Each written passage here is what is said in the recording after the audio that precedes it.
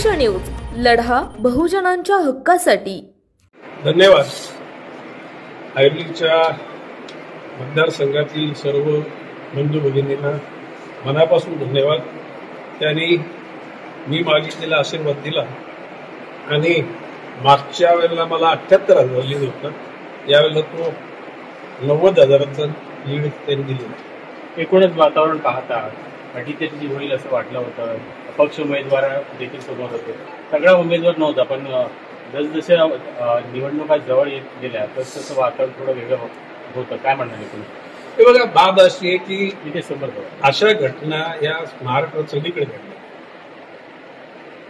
हे काही नवं नाही. आणि हे अशा प्रकारचं वातावरण होईल किंवा करतील हे मला 2 वर्षापासून होतं आणि त्याची जाणीव असल्या कारणानं आम्ही सर्व तयारी केली. आता ज्याला महायुतीच्या सगळ्या घटकांनी काम केलं होतं त्याला 78,000 लीड मिळाला आणि आता तो 90,000 वरती मिळतो. म्हणजे महाआघाडीतल्या काही घटकांनी काम नाही केले, तुम्हाला माहिती आहे तुम्हाला.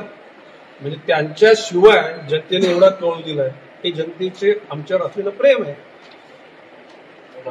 आता राजकीय आव्हान देण्याचा खूप प्रयत्न झाला या निवडणुकीच्या काळामध्ये. वेगवेगळ्या प्रकारचे आरोप देखील झाले, मात्र आपण कोणत्याही आरोपांना उत्तर न देता प्रचाराला प्राधान्य दिलं.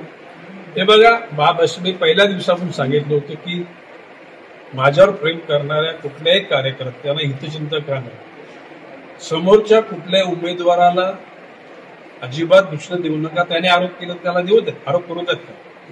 कुठल्या पक्षाने आरोप केला तर त्या पक्षाला उत्तर देऊ नका. आपण काम केलेलं आहे, आपण करतो आणि आपण करणार आहोत. त्याच्यामुळे जनतेचा विश्वास आपल्यावर आहे आणि तो जनतेने विश्वास दर्शवलेला आहे, तर त्याबद्दल मला आनंद आहे. सर, एक महाराष्ट्रामध्ये अशा 2-3 घटना घडल्या की त्याच्यामध्ये एकाच घरातून 2 कुटुंब वेगवेगळ्या पक्षात राहिले. आपल्याकडनं पण राहिलं गेलं. संदीप नाईक हे देखील अगदी विजयाच्या जवळ होते आणि निसटता विजय त्यांचा झालेला आहे. त्यांनी पुन्हा रिकाउंटिंगची मागणी देखील केली आहे. काय म्हणाल? हे बघा, प्रश्न असा आहे की या लोकशाहीच्या प्रांगणामध्ये डॉक्टर बाबासाहेब आंबेडकर लिहिलेल्या घटनेमध्ये प्रत्येक माणसाला आपल्या जीवनाचा आलेख कसा घडवावा त्याचा स्वतंत्र त्याचा अधिकार आहे. आता मी मागे म्हटलं होतं की मी वयाच्या जस्ट 21 वर्ष पूर्ण केली होती. त्या कालखंडात मी काँग्रेसच्या विरुद्ध या ठिकाणी जिल्हा परिषदची निवडणूक लढवली. मला माझ्या कुटुंबाने त्या क्षणाला काही मदत नाही केली, परंतु कुटुंबाने माझा काही विश्वास केला नाही. कुटुंबाच्या मध्ये मी राहिलो, वावरलो आणि मोठा झालो.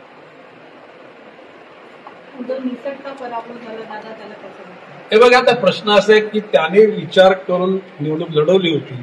तो पराभव सुद्धा त्यांचाच आहे आणि विजय झाला असेल तो विजय त्याचाच होता. मी त्या गोष्टीचा काय तिथे धनी नाही, ना पराभवाचा धनी ना विजयाचा. तुमचे जे विरोधक आहेत त्यांनी स्पष्टपणे आज प्रेस नोट काढलेली आहे आणि त्यांनी म्हटलेलं आहे की मी इथे मुद्दामून अपक्ष म्हणून बंडखोरी केली आणि तिथे मंदा म्हात्रेंना विजयी करावं, त्यांचं लक्ष विचलित व्हावं, या मी अपक्ष उभा राहिल्यामुळे सगळी ताकद इकडे लागली गेली, तिकडे ताकद लागली गेली नाही आणि त्याच्यामुळे मंदा म्हात्रेंचा विजय झाला असं त्यांचं म्हणणं. हे बघा, बाब अशी आहे की मी पहिल्या दिवशी बोलतो संदीप नायकांच्या प्रचाराला मी जाणार नाही. गेलो का तुम्ही एका कुठेही तुम्ही दाखवा गणेश नायकांनी संदीप नायकांच्या प्रचाराकरता इथे सभा घेतली किंवा त्या ठिकाणी कुठल्या गावात भेट दिली. मी ज्या पद्धतीनं शब्द उच्चारला होता तो शब्द पूर्ण केलेला. आता राहायला कोणाला काय करायचं, स्वतःच्या आयुष्यातलं अपयश लपवण्याकरता कुठल्या ना कुठल्या गोष्टीचा आधार घ्यायची काही लोकांना सवय असते आणि म्हणून त्याच्यात तो प्रकार आहे. हे जर अगोदर सांगितलं असतं ना, काय अगोदर किंवा गणेश नायकांनी अशा प्रकारची त्या कुटुंबाने असा कट कारस्थान करून काहीतरी करणार होते म्हणून मी उभा राहिलो तर ते बरं झालं असतं ना. आता सगळं संपल्यानंतर हे बघा, पहिली गोष्ट म्हणजे लोकसभेला संजू नायकांनी पराभूत केलं होतं.